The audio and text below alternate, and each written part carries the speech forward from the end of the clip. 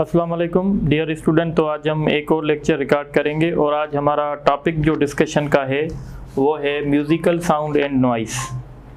देखें, साउंड को हम दो हिस्सों में कैटेगराइज करते हैं। एक साउंड ऐसा होता है जो लिसनर का मूड अच्छा कर देता है और एक साउंड ऐसा होता है जो लिसनर का मूड जो है वो बिगाड़ देता है। तो जो साउंड लिसनर का मूड अच्छा कर देगा हम उसको म्यूज़िकल साउंड कहेंगे और जो साउंड लिसनर का मूड ख़राब कर देगा यानी अनप्लेजेंट इफेक्ट प्रोड्यूस करेगा उसको हम नॉइस कहेंगे। सो म्यूज़िकल साउंड की डेफिनेशन क्या है? Musical sound, the sound which produces the pleasant effect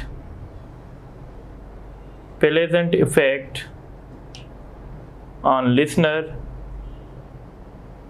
is called musical sound. जिस तरीके से गिटार का साउंड है वो म्यूज़िकल साउंड है क्योंकि वो लिसनर को अच्छा लगता है। अच्छा, अब ये जो म्यूज़िकल साउंड होता है ये हमेशा इसमें जो वेरिएशंस होती हैं यानी इसमें जो फ्लक्चुएशंस होती हैं वो रेगुलर होती हैं। ठीक है, तो हम कहते हैं it is symmetrical, regular and having periodic fluctuation. इसमें जो वेरिएशन होगी वो पीरियोडिक वेरिएशन होंगी, फ्लक्चुएशन जो होंगी वो एक पीरियोडिक होंगी। इस तरीके से अब हम डिस्कस करेंगे noise. So what is noise? तो हम कहते हैं the sound which produces unpleasant effects on listener. The sound which produces unpleasant effect on listener is called noise। Noise जो होगा ना उसमें पहली बात तो ये वो असिमेट्रिकल होगा, इरेगुलर होगा और उसमें नॉन पीरियोडिक फ्लक्चुएशन होगी। तो इसलिए हम लिखेंगे कि इट इज़ असिमेट्रिकल होगा, इरेगुलर होगा and having non-periodic फ्लक्चुएशन। उसमें जो वेरिएशन होंगी वो एक जैसी नहीं होंगी, तो हम उसको नॉइस कहते हैं। अब हम डिस्कस करने जाएंगे, जैसे अगर आप नॉइस का एग्जांपल देखें तो ओपनिंग ऑफ डोर, जब ये डोर ओपन होता है तो इससे भी एक साउंड यानी नॉइस प्रोड्यूस होता है। तो दरवाज़ा जब खुलता है या बंद होता है तो एक साउंड प्रोड्यूस होता है और वो हमें लिसनर को अच्छा नहीं लगता, इसलिए हम उसको नॉइस भी कहते हैं। और अगर आप उसका एनालिसिस करेंगे तो वो आप देखेंगे वो असिमेट्रिकल होगा, इरेगुलर होगा और उसमें नॉन पीरियोडिक फ्लक्चुएशन होगी। अब हम डिस्कस करेंगे characteristics of musical sound. Characteristics of musical sound. Musical sound की कुछ ऐसी प्रॉपर्टीज़ होती हैं जिसकी बेसिस पे हम आइसोलेट कर सकते हैं कि ये साउंड अलग है और ये साउंड अलग है। हम उसको कहते हैं कैरेक्टरिस्टिक्स। कैरेक्टरिस्टिक्स में सबसे पहले हम डिस्कस करते हैं intensity of sound. So basically आप लोगों को पता है कि साउंड एक किस्म की वेव है और वेव कुछ भी नहीं है बल्कि कैरियर ऑफ एनर्जी है। तो जब हम इंटेंसिटी की बात करते हैं तो सपोज अगर मैं सोर्स हूँ, मैं साउंड प्रोड्यूस कर रहा हूँ, तो जब मैं साउंड प्रोड्यूस करूँगा तो यहाँ से एक वेव जनरेट होगी, वो ऑल पॉसिबल डायरेक्शंस में ट्रेवल करेगी। तो इंटेंसिटी को हम कैसे डिफाइन करेंगे? तो इंटेंसिटी की डेफिनेशन है the amount of energy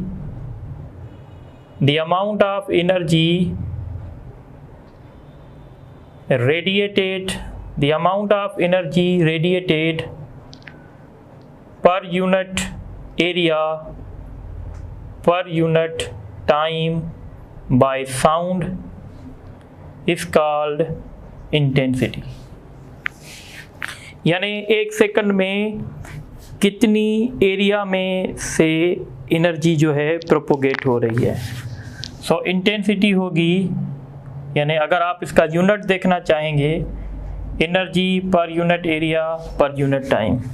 so energy divided by time हम इसको कहते हैं पावर, तो इसलिए हम इसका unit watt per metre square भी रख सकते हैं।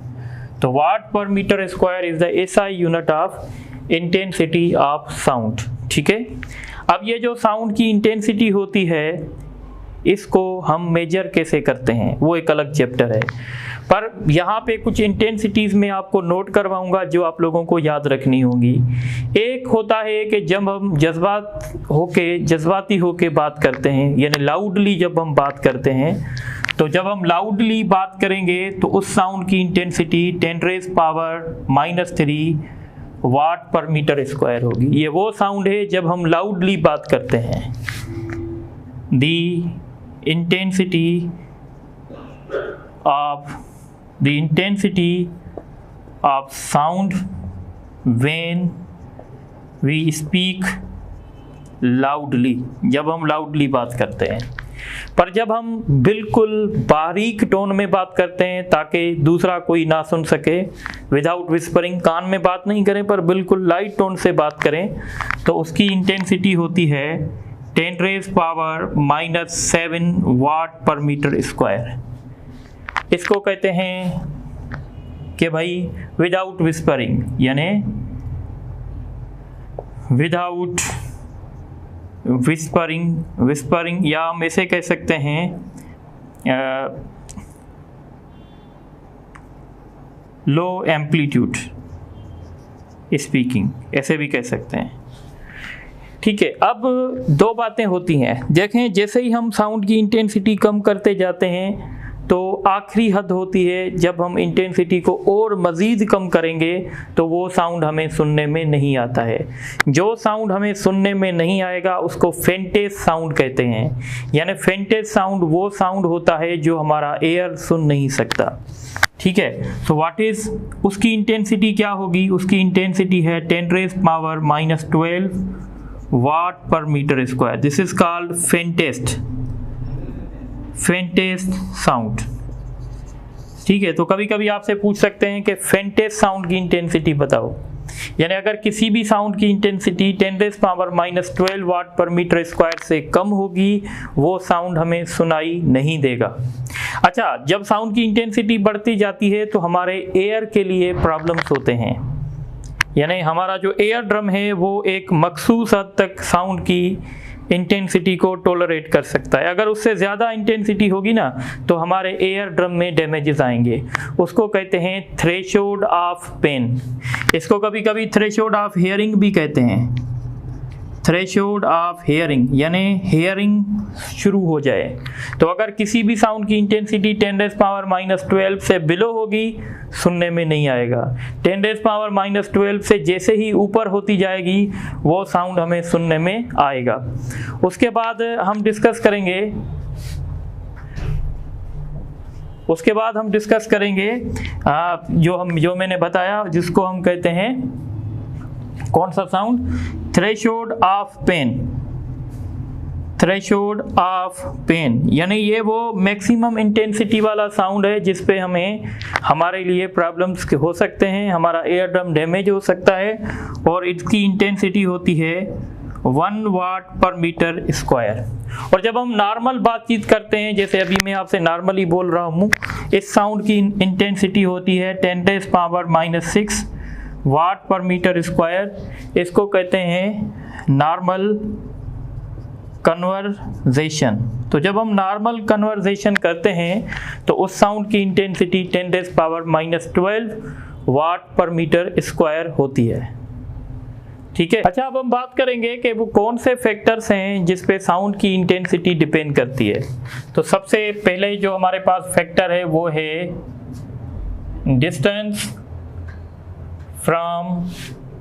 Distance of listener from source. देखें, ये एक आपकी कॉमन ऑब्जर्वेशन है कि जब आप सोर्स के नज़दीक होते हैं तो आपको ये लगता है कि साउंड की इंटेंसिटी ज़्यादा है। जितना ही आप सोर्स से दूर होते जाते हैं आपको ये लगता है कि साउंड की इंटेंसिटी कम हो रही है। तो इसलिए हम कहते हैं कि intensity is inversely proportional to square of the distance from the source. Suppose करें अगर ये एक सोर्स पड़ा हुआ है, ये एक लाउड स्पीकर पड़ा हुआ है, ये एक बंदा है, दूसरा बंदा ये है, तो इसको यहाँ पे जो इंटेंसिटी होगी वो ज़्यादा होगी और यहाँ पे इंटेंसिटी जो है वो कम होगी, क्योंकि इसका डिस्टेंस सोर्स से ज़्यादा है। दूसरा जो फैक्टर है वो है दी एम्पलीट्यूड ऑफ साउंड वेव, यानी साउंड वेव का जो एम्पलीट्यूड है उस पर डिपेंड करेगा। तो इसलिए हम कहेंगे intensity is directly proportional to square of the amplitude. अगर आप एम्पलीट्यूड को डबल करेंगे, एम्पलीट्यूड को डबल करने से इंटेंसिटी 4 टाइम्स बढ़ जाएगी। और तीसरा फैक्टर होता है द सरफेस एरिया, इसको मैं x नॉट से शो कर रहा हूँ। The surface area of source की सरफेस एरिया। आपने देखा होगा आपके स्कूल में एक छोटा सा बेल हो सकता है, ठीक है, और एक बड़ा बेल हो सकता है। तो आप क्या एक्सपेक्ट कर रहे हैं जब आप इस बेल को, जैसे जब स्कूल में या कॉलेज में हाफ टाइम होता है तो इस बेल को रन करते हैं। अगर हम इस बेल को रन करेंगे तो जो साउंड प्रोड्यूस होगा उसकी इंटेंसिटी कम होगी, पर अगर हम इस बेल को डिस्टर्ब करेंगे तो साउंड की इंटेंसिटी थोड़ी सी ज़्यादा होगी। ज़्यादा इसलिए होगी क्योंकि इसकी सरफेस एरिया ज़्यादा है और इसकी सरफेस एरिया कम है। So intensity is directly proportional to surface area of the source. तो ये वो फैक्टर हैं जिन पे इंटेंसिटी जो है डिपेंड करती है। अब हम बात करेंगे, दूसरा टॉपिक है हमारे पास, इसको कहते हैं loudness.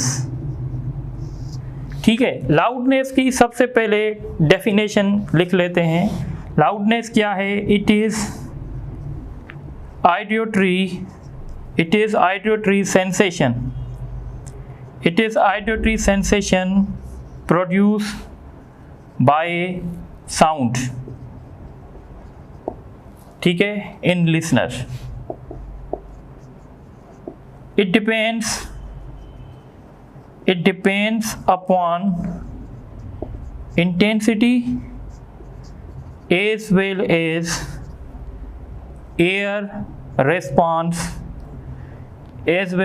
air response of human। देखें, ये हमारा प्रैक्टिकल ऑब्जर्वेशन है कि हम दो बंदे, सपोज करें ये लाउड स्पीकर है और दोनों बंदे इस लाउड स्पीकर से इक्वल डिस्टेंस पे हैं, पर ये बंदा कह रहा है कि भाई ये जो साउंड है मुझे सुनने में कम आ रहा है, और ये वाला बंदा कह रहा है कि ये साउंड मुझे सुनने में ज़्यादा आ रहा है। हर एक बंदे की अपनी अपनी सुनने की कैपेसिटी होती है, तो हर बंदे की जो सुनने की कैपेसिटी होती है उसको हम लाउडनेस कहते हैं। इंटेंसिटी एक प्योर फिजिकल क्वांटिटी होती है, यानी वो लिसनर पे डिपेंड नहीं करती है, पर जो लाउडनेस है वो लिसनर पे डिपेंड करती है। तो लाउडनेस की सिंपल डेफिनेशन ये है कि साउंड कितनी अच्छे तरीके से हमारे लिसनर को सुनने में आ रहा है। So the auditory sensation produce by the sound in listener, यानी इस साउंड ने लिसनर में को कितना ऑडिटरी सेंसेशन प्रोड्यूस किया।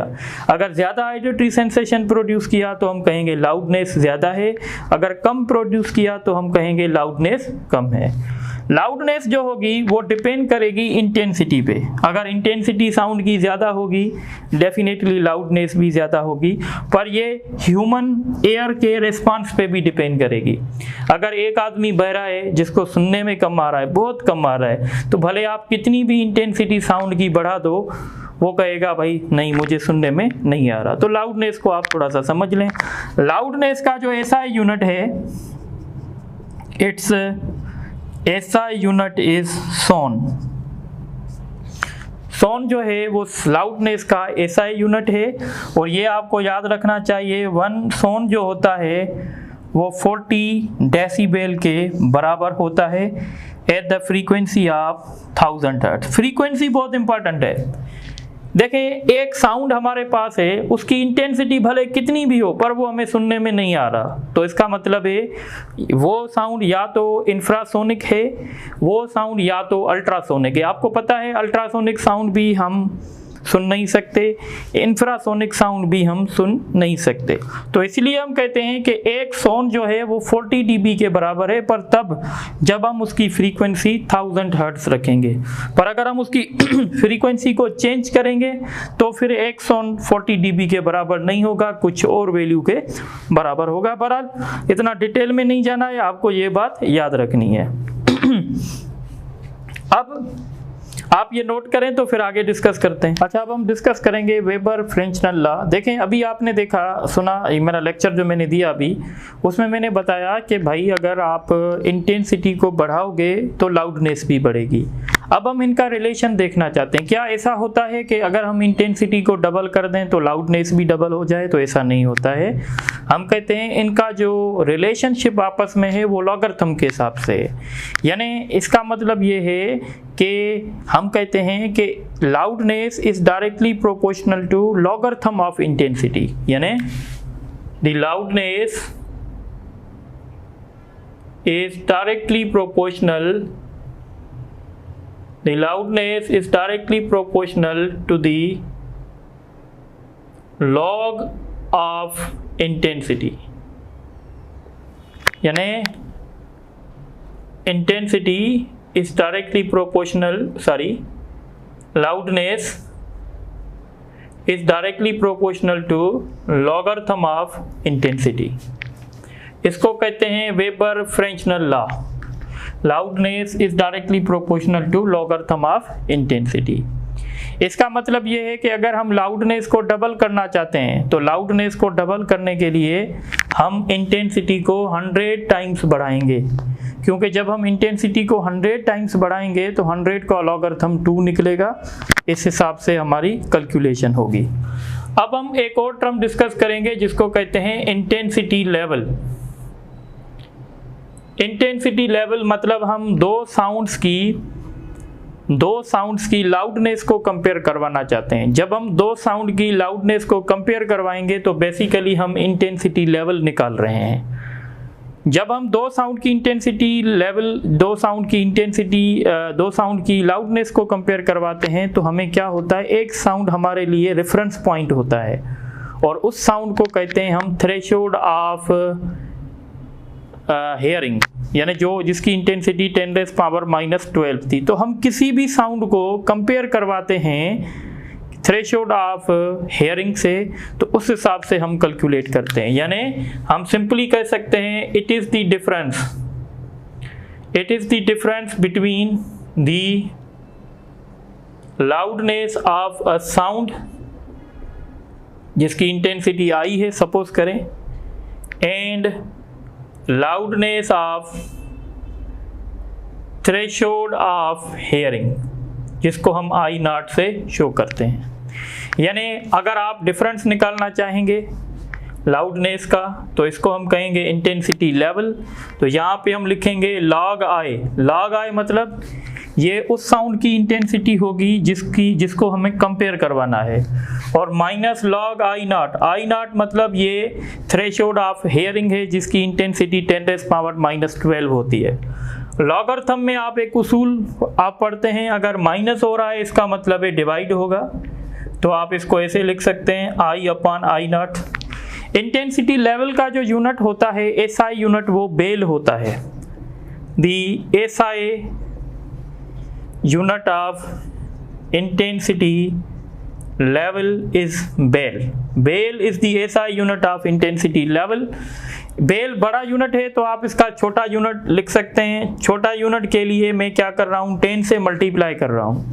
जब मैं 10 से मल्टीप्लाई करूँगा ना तो अब ये यूनिट बेल से डेसीबेल बन जाएगा जिसको हम dB कहते हैं। तो जब हम, क्योंकि आपको पता है कि जब हम डेसी यूज़ करते हैं तो हम 10 से मल्टीप्लाई करते हैं, तो इसका मतलब है हमने अब डेसीबेल यूनिट जो है यूज़ किया हुआ है। इस पे न्यूमेरिकल्स भी आएंगे, पर एक बात यहाँ पे आप समझ लें। देखें, एक हमारे पास साउंड है जिसकी इंटेंसिटी सपोज करें 10⁻⁻⁻ 6 है, और एक दूसरा साउंड है जिसकी इंटेंसिटी 10⁵ है। ठीक है, अगर हम इस साउंड की इंटेंसिटी लेवल निकालेंगे तो हम कैसे निकालेंगे? 10 मल्टीप्लाइड बाय लॉग I/I0। तो I की जगह में क्या रखूंगा? I की जगह रखूंगा 10⁻6 और नीचे रखूंगा 10⁻⁻12। तो इसकी जो इंटेंसिटी यानी ऊपर जाएगा तो +6 होगा, log 10⁻6, और 6 का लॉग 10⁻6 का लॉग 6 आएगा, तो इसकी इंटेंसिटी है 60 डेसिबल। अच्छा, अब आप देखें कि ये वाला जो साउंड है इसकी इंटेंसिटी थी 10⁻6, इसकी इंटेंसिटी है 10⁻5। इसका मतलब है इस साउंड की जो इंटेंसिटी है ना वो इस साउंड के कंपैरिजन में 10 टाइम्स ज़्यादा है। कितने टाइम्स ज़्यादा है? 10 टाइम्स ज़्यादा है। अब अगर आप इसकी इंटेंसिटी लेवल निकालेंगे तो इसकी इंटेंसिटी लेवल होगी 10⁵, 10⁻⁻12। तो इस हिसाब से आप निकालेंगे तो इसकी हो गई 70 डेसिबल। अब यहाँ पे मैं आपको एक काम की बात बताने वाला हूँ। काम की बात आप ये सुन लें, अगर आप किसी भी साउंड की इंटेंसिटी लेवल को इंक्रीज करना चाहते हैं बाय 10 dB, तो अगर आप किसी भी साउंड की इंटेंसिटी लेवल को 10 dB इंक्रीज करना चाहते हैं तो उसके लिए आपको उस साउंड की जो इंटेंसिटी इंक्रीज करनी होगी वो 10 टाइम्स करनी होगी। अगर आप किसी साउंड की इंटेंसिटी 10 टाइम्स इंक्रीज करेंगे, यानी I इंक्रीजेस 10 टाइम्स, तो जो इंटेंसिटी लेवल है वो इंक्रीज बाय 10 dB। अगर आप किसी साउंड की इंटेंसिटी को 100 टाइम्स इंक्रीज करेंगे तो जो उसकी इंटेंसिटी लेवल होगी वो 20 dB से इंक्रीज होगी। ठीक है, इसी तरीके से अगर आप किसी साउंड की इंटेंसिटी को 1000 टाइम्स बढ़ाएंगे तो उस साउंड की जो इंटेंसिटी लेवल होगी वो इंक्रीज होगी 30 dB से।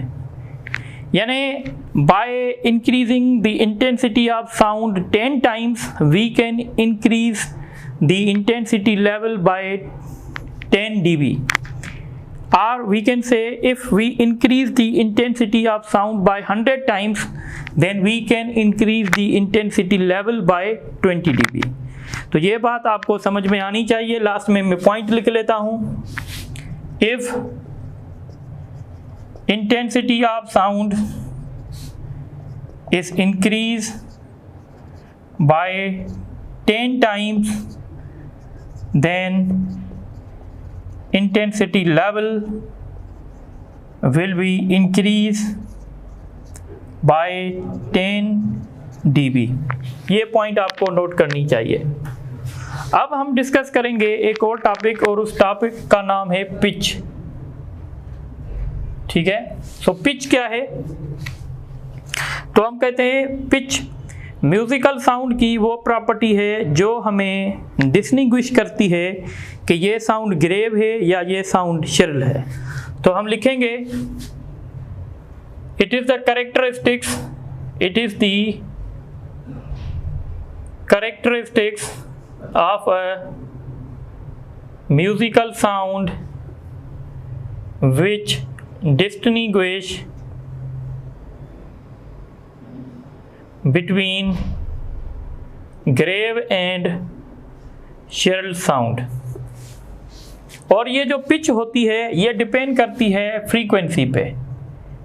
It depends upon frequency. Greater the frequency greater will be pitch. अगर किसी साउंड की फ्रीक्वेंसी ज़्यादा होगी तो उस साउंड की पिच जो है ज़्यादा होगी। अब एक बात समझ लें, एक साउंड होता है जिसको हम ग्रेव कहते हैं और एक साउंड होता है जिसको हम श्रिल कहते हैं।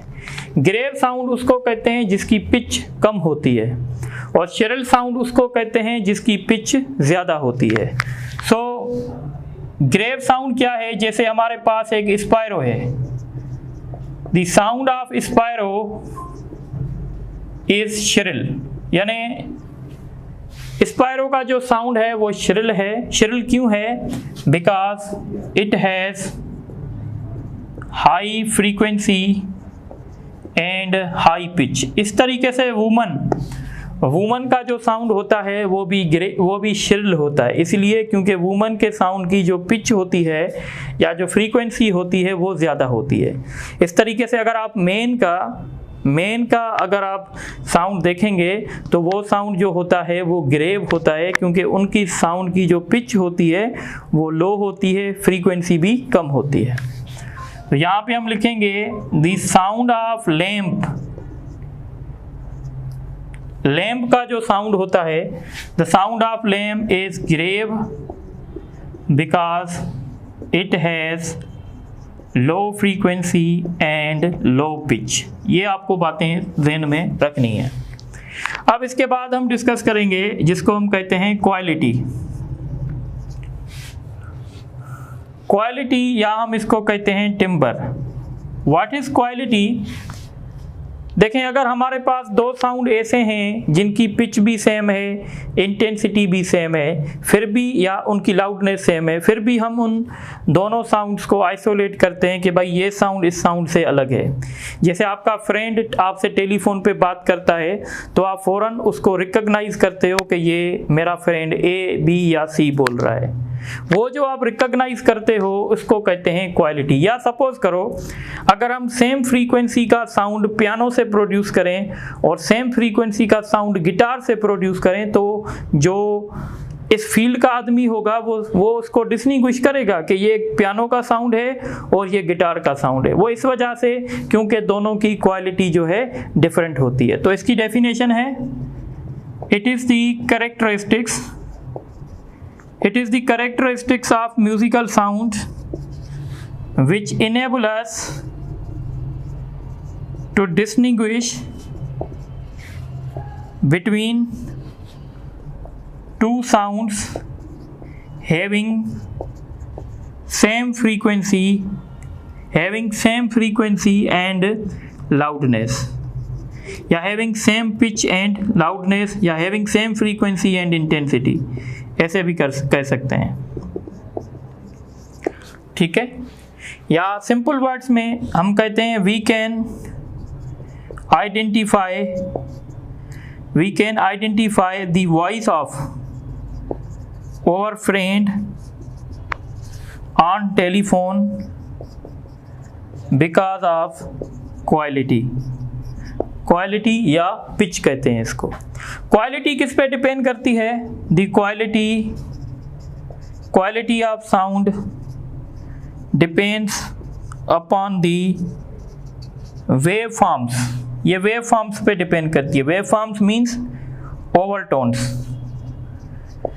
सो ओवरटोन क्या होता है? तो मैंने आपको पिछले लेक्चर में बताया था, ओवरटोन का मतलब होता है फ्रीक्वेंसी को इंक्रीज करना।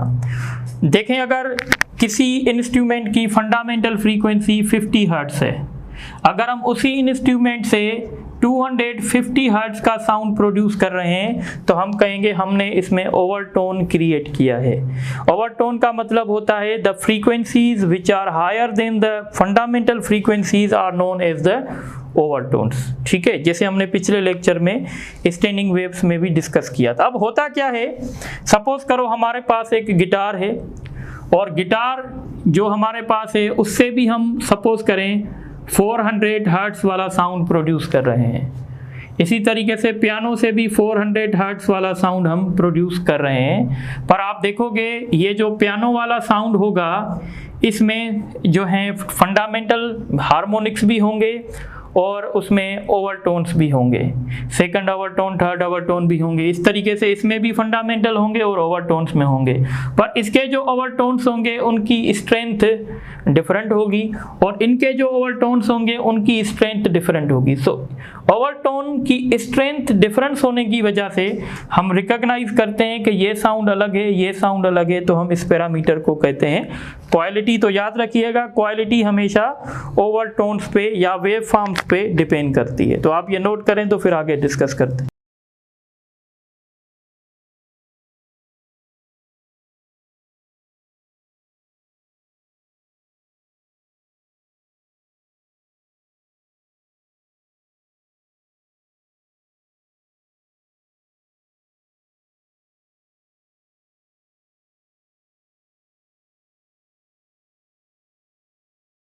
अच्छा, अब ये कुछ MCQs हैं, जैसे MCQs नंबर 1 है the intensity of normal conversation. Normal conversation की इंटेंसिटी मैंने बताई थी 10⁻⁻6 होती है।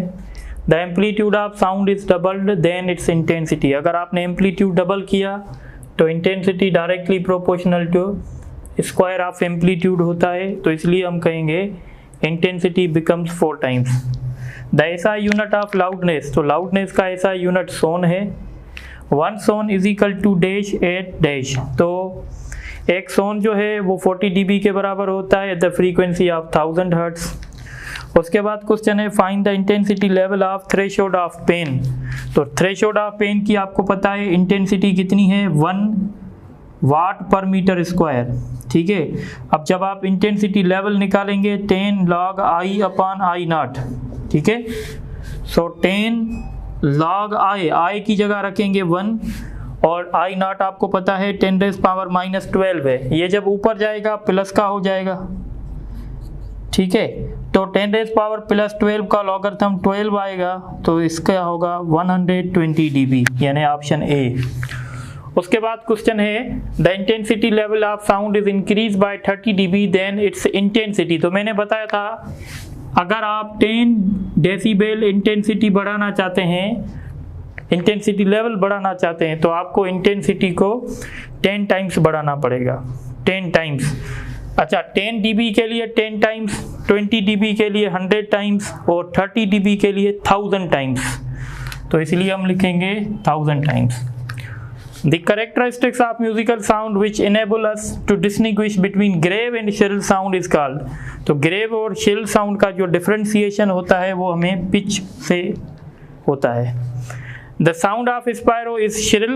स्पायरो का जो साउंड होता है वो shrill होता है क्योंकि उसकी पिच हाई होती है, और ग्रेव और लैम्प का जो साउंड होता है वो ग्रेव होता है, वो इसलिए क्योंकि उसकी पिच लो होती है। तो पहले में आएगा हाई, दूसरे में आएगा लो। उसके बाद क्वेश्चन है which of the following parameter which can distinguish between two sound having same pitch and intensity. तो हम इसको कहते हैं क्वालिटी। तो आप ये MCQs नोट करें तो फिर आगे टॉपिक डिस्कस करते हैं। अच्छा, अब हम टॉपिक डिस्कस करेंगे बीट। तो जैसे मैंने बेसिक लेक्चर में आपको बताया था कि beat basically superposition of 2 waves की वजह से बनती हैं, और वो वेव्स उनके पास एम्पलीट्यूड सेम होता है, सेम मीडियम में ट्रेवल करती हैं, सेम डायरेक्शन में ट्रेवल करती हैं, पर उनकी फ्रीक्वेंसी में थोड़ा सा डिफरेंस होता है। आप सिंपल वर्ड्स में ये कह सकते हैं कि it is a special type, it is a special type of interference. ये इंटरफेरेंस का एक स्पेशल टाइप है। बीट्स बेसिकली हैं क्या, तो हम कहते हैं it is a periodic variation in the intensity of sound। It is the periodic variation in the intensity of sound due to interference या due to superposition of 2 waves traveling in same medium in same direction। ठीक है, traveling in same medium in same direction but having slightly difference in their frequencies। ठीक है, यानी अगर 2 waves same medium में same direction में travel करेंगी पर उनकी फ्रीक्वेंसी में थोड़ा सा डिफरेंस होगा तो वो बीट्स प्रोड्यूस करेंगी। भाई बीट्स होती क्या हैं? तो बीट्स ऐसा फेनोमेना होता है, आप एक सिंगल साउंड ही सुनेंगे पर अचानक से उसकी इंटेंसिटी बढ़ जाएगी और एकदम से उसकी इंटेंसिटी कम हो जाएगी। जहाँ पे उसकी इंटेंसिटी बढ़ेगी वहाँ पे 2 वेव्स कंस्ट्रक्टिवली इंटरफेरेंस कर रही होंगी, और जहाँ पे उनकी इंटेंसिटी कम हुई होगी वहाँ पे 2 वेव्स ने डिस्ट्रक्टिव इंटरफेरेंस की होंगी। यानी इस तरीके का कोई ग्राफ मिलेगा आपको जिसमें आप बिल्कुल पीरियोडिक वेरिएशन देखेंगे साउंड की इंटेंसिटी में, इस तरीके की देखेंगे। तो आप देख रहे हैं कंटिन्यूअसली साउंड की इंटेंसिटी डिक्रीज हुई, फिर अचानक से इंक्रीज हुई, और फिर ये डेंसिटी, फिर ये जो इंटेंसिटी है जो है डिक्रीज होगी और फिर दोबारा इंक्रीज होने लगेगी। तो ये जो पीरियोडिक वेरिएशन हो रही है साउंड की इंटेंसिटी में, हम इसको कहते हैं बीट्स। ठीक है, और यहाँ पे एक टर्म होती है जिसको हम कहते हैं the number of beats in 1 second. The number of beats in 1 second is called beat frequency. यानी 1 सेकंड में कितनी बीट्स प्रोड्यूस हुई, हम उसको कहते हैं बीट फ्रीक्वेंसी। थोड़ी बात समझें, देखें अगर 1 सेकंड में एक मर्तबा साउंड हाई से हाई हुआ, एक मर्तबा साउंड हाई से फिर हाई पे आया, तो इसका मतलब है कि ये एक बीट प्रोड्यूस हुई। अगर 1 सेकंड में 2 मर्तबा साउंड जो है वो अपनी पीक पॉइंट को क्रॉस कर रहा है, साउंड का जो वेव का जो प्रोफाइल है, अगर वो 1 सेकंड में 2 मर्तबा अपनी पीक को क्रॉस कर रहा है तो हम कहेंगे 2 बीट्स प्रोड्यूस हुए हैं। अगर 1 सेकंड में 3 मर्तबा आया है तो हम कहेंगे 3 बीट्स प्रोड्यूस हुए हैं। So number of beats in 1 second is called the beat frequency. Beat frequency कैसे फाइंड करेंगे, तो F1 माइनस F2, यानी अगर एक साउंड की फ्रीक्वेंसी मान लेते हैं 50 हर्ट्ज से, दूसरे साउंड की फ्रीक्वेंसी मान लेते हैं 55 हर्ट्ज से, तो हम कहेंगे आप कितने बीट्स ऑब्जर्व करेंगे, बीट फ्रीक्वेंसी कितनी होंगी, तो आप कहेंगे भाई बीट फ्रीक्वेंसी 5 होगी। इसका मतलब है आप 1 सेकंड में 5 मर्तबा हाई इंटेंस साउंड सुनेंगे। ठीक है ना, तो बीट फ्रीक्वेंसी हम ऐसे कैलकुलेट करेंगे। और यहाँ पे एक टर्म होती है जिसको हम कहते हैं बीट पीरियड। बीट पीरियड जैसे आप जानते हैं it is the reciprocal of frequency. यानी आप अगर समझें कि अगर आपने यहाँ देखा कि बीट फ्रीक्वेंसी 5 हर्ट्ज है, इसका मतलब है आप 1 सेकंड में 5 मर्तबा हाई इंटेंस साउंड सुनाई देगा। बीट पीरियड का मतलब होता है कि एक पीक से दूसरे पीक में जाने के लिए कितना टाइम होगा, यानी इन 2 पीक्स तक, यहाँ से यहाँ तक जाने के लिए कितना टाइम हमें लगेगा, उसको कहते हैं बीट पीरियड। तो सिंपली कहते हैं it is the reciprocal of beat frequency. ठीक है, तो बीट्स के लिए एक इम्पॉर्टेंट डेफिनेशन आ सकती है, आपसे पूछ सकते हैं बीट्स किसका रिजल्ट है, तो याद रखिएगा ये एक स्पेशल टाइप ऑफ इंटरफेरेंस है। और इसमें स्पेशल बात ये है कि 2 वेव्स जो हैं उनके बीच में फ्रीक्वेंसी का थोड़ा सा डिफरेंस होना चाहिए। अच्छा, अब दूसरी काम की बात, जो हमारा एयर है वो 7 बीट्स ठीक पर सेकंड को ऑब्जर्व कर सकता है। अगर 7 से ऊपर होंगी तो हमारा एयर उनको डिटेक्ट नहीं कर सकता। So human can detect 7 beats per second.